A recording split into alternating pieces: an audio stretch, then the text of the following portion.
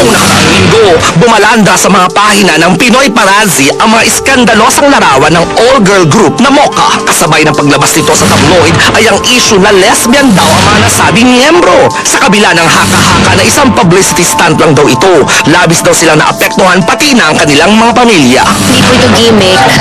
At yun nga, kung gusto namin gumimik at pag-usapan kami, maghuhubad na lang po kami sa publiko. Yun na nga po yung nabiktima dito yung privacy po namin. Nasa pribadong lugar kami, pinicturean kami, at inilabas pa po sa newspaper na walang permiso namin. Kaya wala kaming ikinasisisi dito. Nagagalit po kami dahil ginawa po sa amin to.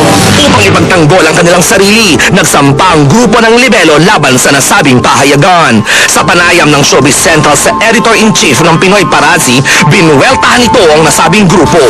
Bigla nga ako na bigla na lang silang nagdemande. Kung sila ay na-offend dahil doon sa na-violate yung kanilang right to privacy, ako naman, ang tingin ko dyan, hindi naman yun ang aming layunin, kundi gusto lang namin i-exercise yung aming freedom, ang kalayaan nating magpahayag. Sa tingin ko, wala akong vina-violate dito, wala akong gusto saktan, wala akong ginawang illegal, wala akong ginagawang masama. Gusto ko lamang talagang ipakita at matalakay ang iba't ibang issues na partikular na tumutuon dun sa mga celebrities. May nag-email sa akin ng pictures na binebenta yung mga retrato nga na nailathala namin. Bilang isang editor at nakita ko naman, pinagpasyahan ko na mukha namang ito ay interesante na mga larawan dahil for the first time parang natalakay yung social behavior ng isang girl group.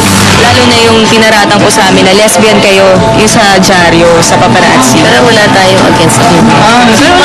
Hindi kami against sa lesbian. Hindi lang po talaga kami lesbian. Ngunit naninindigan pa rin ang pahayagan sa kanilang inilathala. Meron pa kaming ilalabas sa mga pictures na akala ko nga wala namang issue dito, pero dahil nga lumaki ito, palagay ko responsibilidad ko na ilabas ko pa yung mas larawan na magpapatunay na sila ay mga lesbian. Pero para naman patunayan ko at ibigyan naman ng dignidad yung pamamahayag, mapipilitan ako ilabas sa susunod na issue siguro yung larawan kung saan talagang pangitang-pangita na sila mula sa larawan ay maaari nating makita bilang mga lesbian.